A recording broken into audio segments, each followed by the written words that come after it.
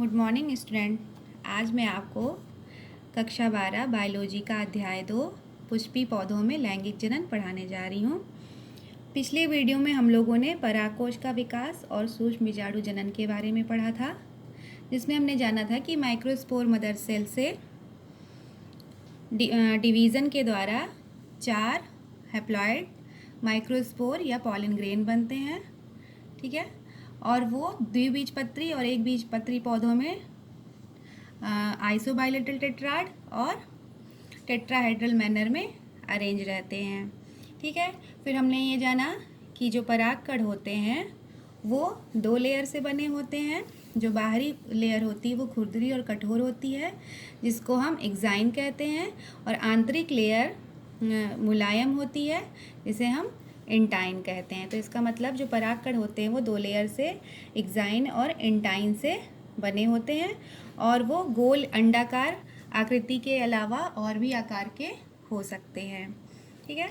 फिर हम लोगों ने पढ़ा था कि परिपक्व परागकोश का स्फुटन कैसे होता है।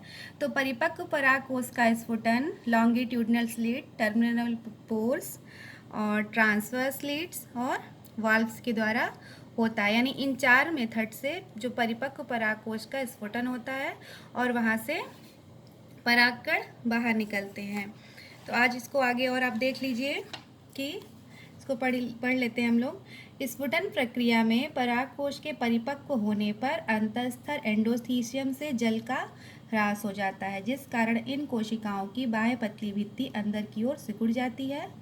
इन कोशिकाओं की भित्तियों के अंदर सिकुड़ने से रंध्रक या मुख की कोशिकाओं पर दाब पड़ता है, जिससे ये एक दूसरे से पृथक हो जाती हैं। स्फुटन प्रक्रिया में परागकोश के परिपक्व होने पर एंडोथीसियम जो लेयर होती है वहाँ से जल की हानि हो जाती है, और जिससे कि उनकी जो कोशिकाओं की पतली भित्ति होती है वो अंदर की ओर सिकुड़ती है, और इन भित्तियों के अंदर सिकुड़ने से रंध्रक या मुख पर दाब पड़ता है, जिससे वो अलग अलग हो जाती हैं, और वहाँ से परागकोश का स्फुटन होता है और वहाँ से परागकण बाहर निकल जाते हैं। तो यहाँ पे क्या है, स्फुटन के फलस्वरूप परागकण स्वतंत्र हो जाते हैं। स्वतंत्र होने के पूर्व ही परागकण का अंकुरण हो जाता है।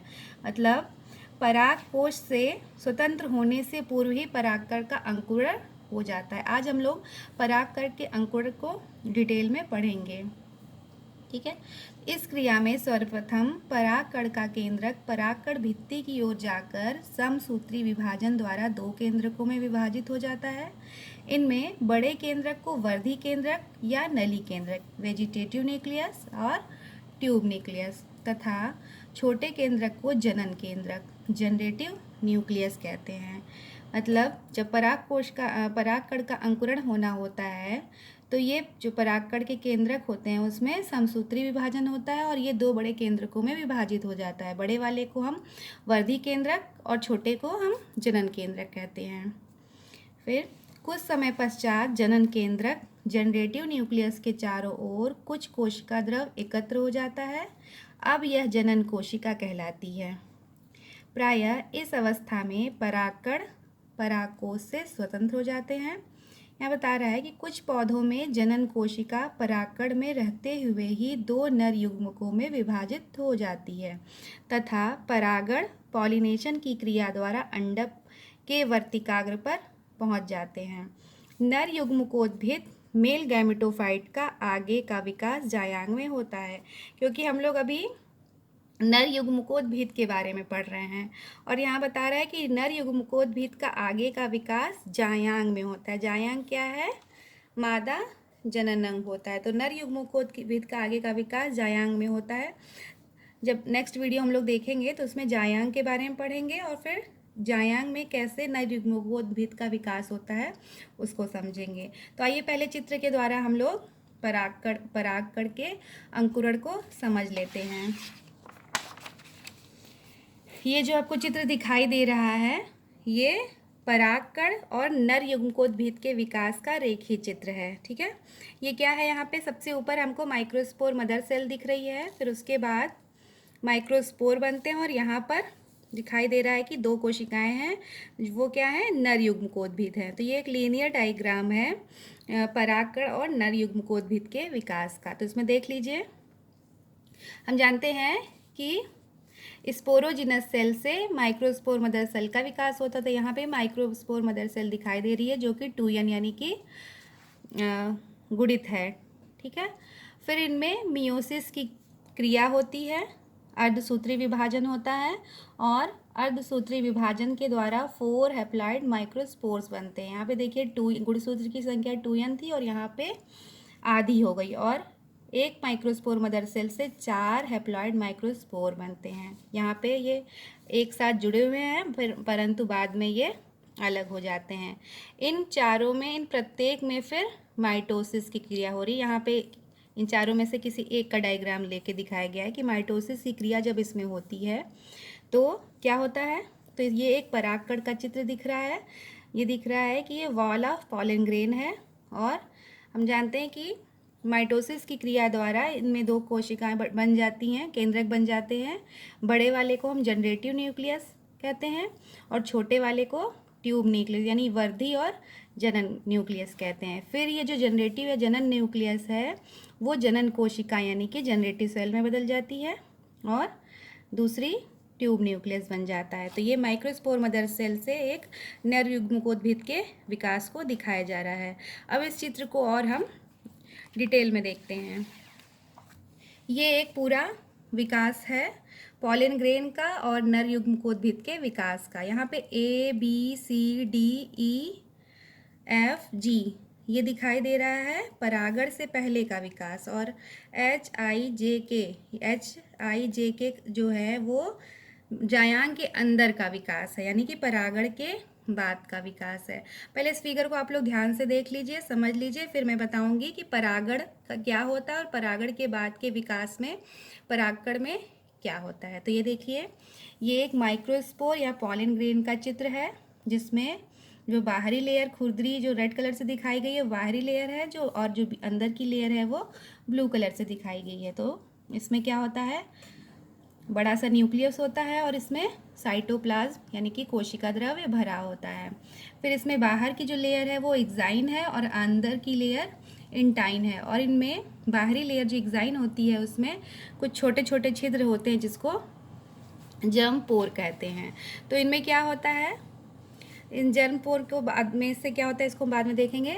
इसमें जो न्यूक्लियस है वो पॉलन ग्रेन की भित्ति की तरफ जाकर इसमें माइटोसिस डिवीज़न होता है यानी कि समसूत्री विभाजन होता है जिससे ये 2 कोशिकाओं 2 केंद्रक में ये न्यूक्लियस बढ़ जाते हैं जिसमें बड़े वाले को हम ट्यूब न्यूक्लियस कहते हैं और छोटे वाले को जनरेटिव न्यूक्लियस कहते हैं। ट्यूब न्यूक्लियस का मतलब वर्धी केंद्रक और छोटे वाले को जनन केंद्रक। फिर यहाँ इस स्टेप में बता रहा है कि जनरेटिव न्यूक्लियस में कुछ समय के बाद इसके चारों तरफ कोशिका द्रव्य भर जाता है। तो ये जब जनरेटिव न्यूक्लियस अब जनरेटिव सेल में बदल जाती है। तो यहाँ देखिए ट्यूब न्यूक्लियस वैसे ही रहेगा लेकिन जनरेटिव न्यूक्लियस के चारों तरफ जीव द्रव्य भर जाने से क्या बनेगा, generative cell attach to wall. यहाँ पे जनरेटिव सेल है जो वो दीवार से अटैच हो जाएगी। अब वो जो जनरेटिव न्यूक्लियस है वो जनरेटिव सेल बन जाता है। फिर ये देखिए इसके जनरेटिव सेल का आगे का विकास, ये अभी कहाँ है, परागकण अब परागकोश से स्वतंत्र हो चुके हैं। तो ये स्वतंत्र होने के बाद की ये प्रक्रिया है। इसमें फिर जनरेटिव सेल बन जाते हैं और यहाँ पे ट्यूब न्यूक्लियस वैसे ही बना रहता है। फिर इसमें जनरेटिव न्यूक्लियस भी आगे डिवाइड होने के लिए अपने को तैयार करते हैं। तो ये तो जी तक था। अब H, I, J और K है परागण के बाद का विकास। परागण के बाद का मतलब जब ये पॉलन ग्रेन जायांग पर पहुंच जाते हैं उसके बाद का विकास है। ये जो जर्म पोर है वहाँ से पॉलन ट्यूब निकलना शुरू हो जाती है यानी कि स्टिग्मा पर पहुंचकर स्टाइल के अंदर ये जर्म पोर का या पॉलन ट्यूब का निर्माण होना शुरू हो जाता है। तो इसमें देखिए कि जनरेटिव न्यूक्लियस अब 2 न्यूक्लियस में जनरेटिव सेल 2 और सेल्स में बढ़ गई कि उसको हम क्या बोलेंगे, मेल गैमेट। फिर ये मेल गैमेट अलग अलग हो जाते हैं और ये जो जर्म ट्यूब से पॉलन ट्यूब निकली है वो और बड़ी होती जाती है। ये पूरा विकास दिखाया गया है कि एक परागकण से पॉलन ट्यूब निकली हुई है, उसमें 2 मेल गैमिट्स हैं और एक ट्यूब न्यूक्लियस है, ठीक है। तो यानी जो जनन केंद्रक है, जनरेटिव न्यूक्लियस है, उससे 2 मेल गैमिट्स हैं और यही क्या है, मेल गैमिटोफाइट। और इस मेल गैमिटोफाइट का जो विकास है वो मादा मतलब जनन अंग जायांग के अंदर हो रहा है। अब इस चीज़ को आप एक चित्र से और समझिए, पॉलिनेशन यहाँ नाम लिया जा रहा है। इसको देखिए, यहाँ पे देखिए एक चित्र है जिसमें एक फूल का फिगर है। आप लोग फूल का पुष्प का स्ट्रक्चर आपको याद ही होगा कि इसमें 2 भाग होते हैं, एक नर भाग और एक मादा भाग। तो नर भाग में क्या बनते हैं, पॉलन ग्रेन्स बनते हैं और मादा भाग में ओव्यूल या बीजांड बनते हैं। तो यहाँ पे चित्र है, ये पॉलिनेशन का चित्र है जो किसके द्वारा हो रहा है, ये कीट के द्वारा। पॉलिनेशन का मतलब ये होता है कि जो पॉलन ग्रेन्स होते हैं, मतलब माइक्रोस्पोर जो होते हैं, उनका मादा के जायांग तक पहुंचना क्या कहलाता है, पॉलिनेशन। यानी कि परागकण का वर्तिकाग्र तक पहुंचना पॉलिनेशन कहलाता है। तो यहाँ पे पॉलिनेशन पौधों में कई प्रकार से हो सकता है, जैसे कि सेल्फ पॉलिनेशन हो सकता है, हवा के द्वारा हो सकता है, या कीटों के द्वारा हो सकता है। तो यहाँ पे कीटों के द्वारा पॉलिनेशन को दिखाया जा रहा है। तो इसमें ये देखिए, यहाँ पे क्या है, पुंकेसर है। इसको और डिटेल से दिखाया जा रहा है कि पराग कोश के अंदर पॉलन ग्रेन्स दिख रहे हैं। अगर इस पर कोई कीड़ा बैठता है या मधुमक्खी बैठी हुई है तो क्या होगा, इसके पंख पे या इसके पैरों पे पॉलन ग्रेन्स चिपक जाएंगे। जब ये हनी भी किसी और पौधे के पर बैठेगी तो उसके जो शरीर से चिपके हुए पॉलन ग्रेन्स है वो किसी दूसरे फूल के स्टिग्मा पर लग जाएंगे। फिर इस स्टिग्मा पे ये दिखाया जा रहा है कि स्टिग्मा पे ये हमारी क्या है, ये पॉलन ग्रेन का अंकुरण दिखाया जा रहा है, जिसमें ये पॉलन ग्रेन है और जो लंबी सी ये ट्यूब जैसी संरचना है वो पॉलन ट्यूब है। तो इसीलिए कहा जा रहा है कि जो मेल गैमेटोफाइट है उसका विकास मादा जननांग यानी कि जायांग में होता है, ठीक है। तो यहाँ तक की जो अवस्था थी, यानी कि पॉलन ग्रेन का परागकण से निकलना वो यहाँ तक होता था, लेकिन जब मादा के जननांग जायांग तक पहुँचेगी तो उस पॉलन ट्यूब की जो संरचना है वो इस प्रकार से हो जाएगी और उसमें 2 मेल गैमेटोफाइट होंगे, ठीक है।